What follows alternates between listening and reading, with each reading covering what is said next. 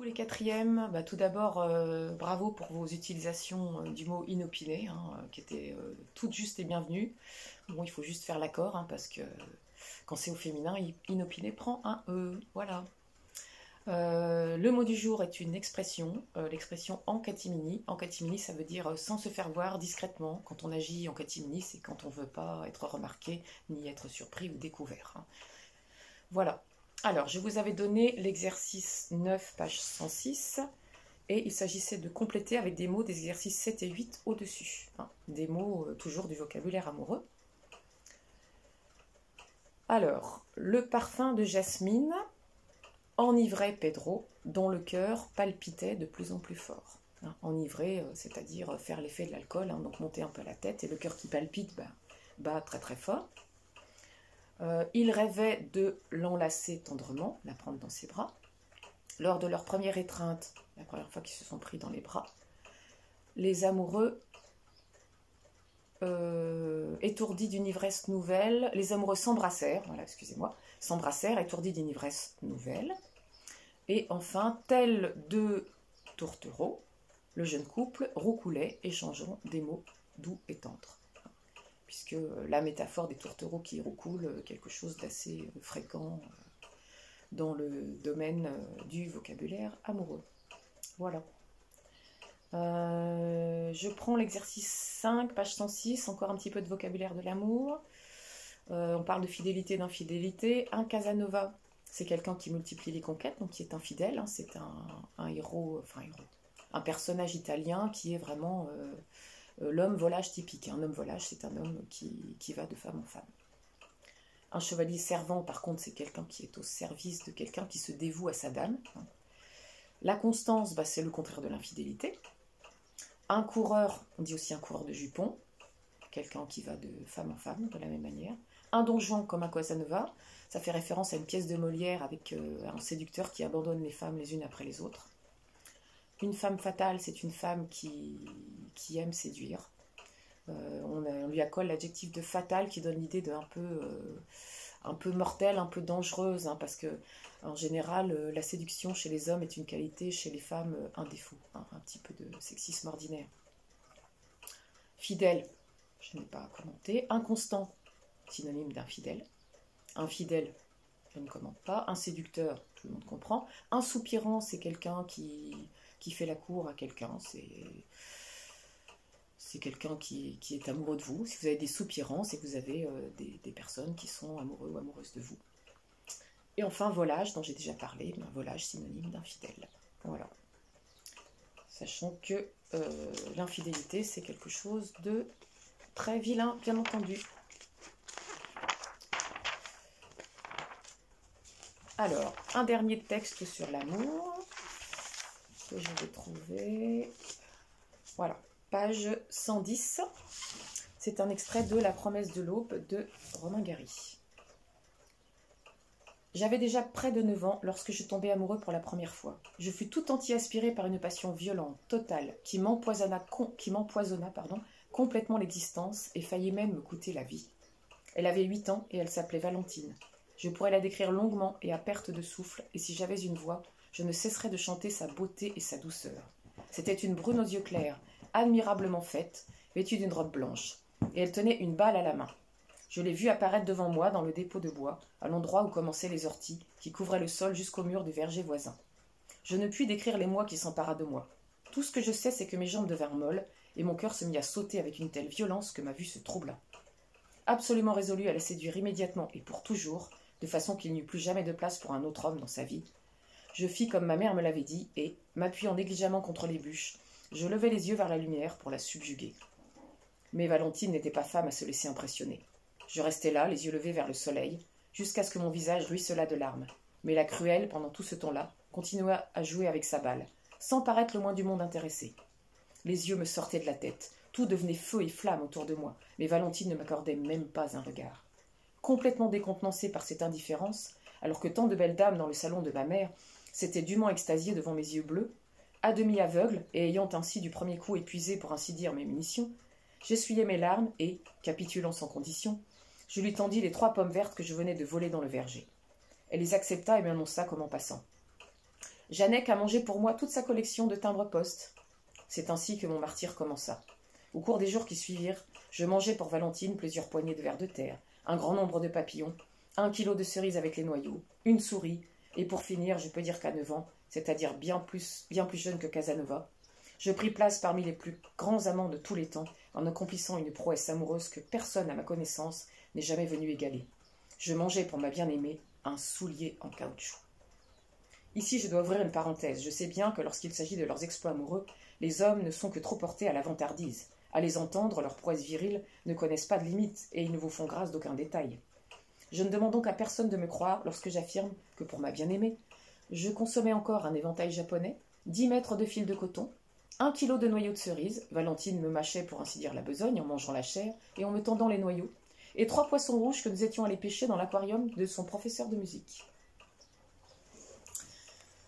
Alors, un récit d'amour juvénile, hein, c'est-à-dire d'amour de personnes très jeunes, mais avec une passion qui paraît déjà très forte et démesurée par rapport à leur âge, hein, puisque on parle d'un enfant de 9 ans qui est amoureux d'une petite fille de 8 ans. Hein, ce sont donc 2 enfants, en fait. Hein. Et ce sentiment amoureux qui se manifeste d'une manière très violente, puisque on vous dit que quand il l'a vu la première fois, il parle de l'émoi, c'est-à-dire l'émotion qui s'est emparée de lui, ses jambes devinrent molles, et son cœur se mit à sauter avec une telle violence que sa vue se troubla. Donc il est à la limite du malaise, hein. C'est vraiment une sorte de coup de foudre, mais d'une grande violence. Et en fait, quand il parle du sentiment amoureux, on a l'impression qu'il parle presque d'une maladie, hein, puisque il dit que cette passion était violente, totale, qu'elle lui empoisonna l'existence et faillit lui coûter la vie, c'est-à-dire qu'il a failli en mourir. Hein, donc des termes quand même forts et inquiétants et négatifs pour quelque chose d'amoureux. Alors on a aussi tout un champ lexical du regard, hein, puisqu'il dit qu'il l'a vu, que sa vue se troubla. Après, il parle de lever les yeux vers la lumière, les yeux lui sortaient de la tête. Et il parle également aussi de ses yeux bleus, et qu'il pensait être pour lui un outil de séduction massif, et qui finalement n'a aucun effet sur sa belle. Alors, on a un autre champ lexical qui est assez étonnant pour le langage amoureux, puisqu'en fait, si on reprend ligne 26-27, il dit « J'avais épuisé mes munitions et j'essuyais mes larmes en capitulant sans condition. » Alors là, on a une métaphore, puisque les munitions, ce sont ces fameux yeux bleus magnifiques, hein, que tout le monde admire. Et par contre, munitions et capitulation, c'est du vocabulaire de la guerre. Hein. Les munitions qui sont des balles, normalement, et capituler, c'est se rendre, mais pour une armée. Hein. Donc on a l'impression que la séduction, là, c'est comme pour lui partir en guerre ou monter à l'assaut, hein, tellement c'est quelque chose de difficile. Alors on remarque de façon implicite, ce n'est pas dit clairement, mais on le déduit, hein. Sinon si c'était dit clairement, ce serait explicite, la grande cruauté de cette petite fille qui torture le narrateur, et pas que lui, hein, puisqu'elle parle d'un autre prétendant, ou d'un autre soupirant, un autre garçon qui est amoureux, qui a mangé pour elle toute sa collection de timbres. Donc elle les torture en leur faisant manger des choses bizarres, et c'est vrai que l'inventaire que fait le narrateur est quand même assez extravagant, et assez inquiétant. Et son meilleur fait d'armes, hein, donc sa prouesse ultime, étant d'avoir mangé un soulier en caoutchouc, ce qui est quand même assez incongru. Alors, vous avez une illustration qui est une enluminure du Moyen-Âge, hein, vous avez étudié ça l'année dernière, donc j'insiste pas sur le mot enluminure, où on voit un chevalier qui est à genoux devant sa dame, et la dame qui est en train de lui mettre son aume, la partie supérieure de l'armure, et on voit donc qu'il est, comme le garçon, hein, totalement dévoué à elle, et tout en soumission. Donc c'est ce lien qu'on peut faire avec l'illustration. Oui, bonjour Rose, tu es un petit peu devant la caméra. Je vous présente mon chat. Rose, tu peux partir s'il te plaît? Alors, je vais revenir sur des éléments de vocabulaire que je n'ai peut-être pas encore explicités. Rose, tu gênes. Voilà, ma belle, c'est mieux. Alors, vous avez des notes, hein, mais je vais reprendre quand même. Hein, les amis de la mère du narrateur qui se sont extasiés devant ses yeux. Hein, extasiés, c'est vraiment, vraiment être complètement en admiration devant quelque chose. L'allusion aussi à Casanova, hein, il dit que bien que plus jeune que Casanova, je vous rappelle, on vient d'en parler, que c'est cet Italien grand séducteur, hein, dont le nom d'ailleurs est devenu un nom commun, hein, puisqu'on dit pour quelqu'un qui est un séducteur, un Casanova. Ça peut être utilisé comme un nom commun. Alors, on va prendre la petite dictée préparée qui se trouve à la page 111. Dans laquelle on vous demande de justifier les accords des verbes en vers. Elle courait devant moi dans la cour, me désignait du doigt tantôt un tas de feuilles, tantôt du sable ou un vieux bouchon, et je m'exécutais sans murmurer. Donc me désignait a été parce que le sujet c'est elle. Hein. Elle courait et me désignait, même si le sujet est éloigné, il s'agit exactement du même sujet. À un moment, elle s'était mise à cueillir un bouquet de marguerites que je voyais grandir dans sa main avec appréhension.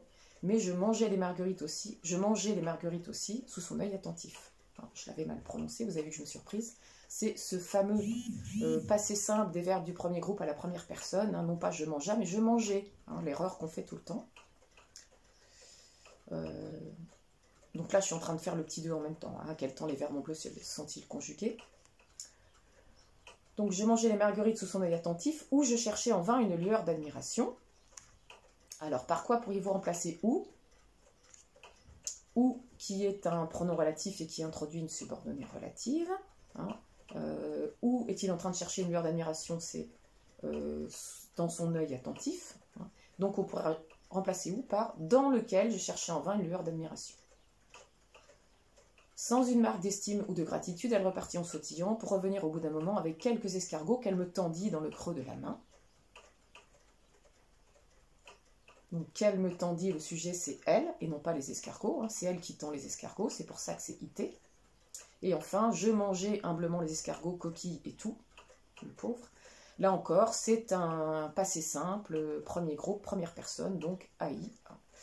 Je mangeais, non pas je mangeais, parce que je mangeais, ce serait de l'imparfait, et il y aurait un S. Alors, je vais vous donner un petit exercice. Alors justement sur les accords un peu compliqués, exercice 1, page 107, que je corrigerai demain, bien entendu. Je vous rappelle que le mot du jour, c'est en catimini, l'expression du jour, plus précisément, qui signifie sans se faire remarquer, discrètement, en douce, etc. Voilà, et ben, je vous souhaite une bonne journée, bon courage, profitez du soleil, et à demain.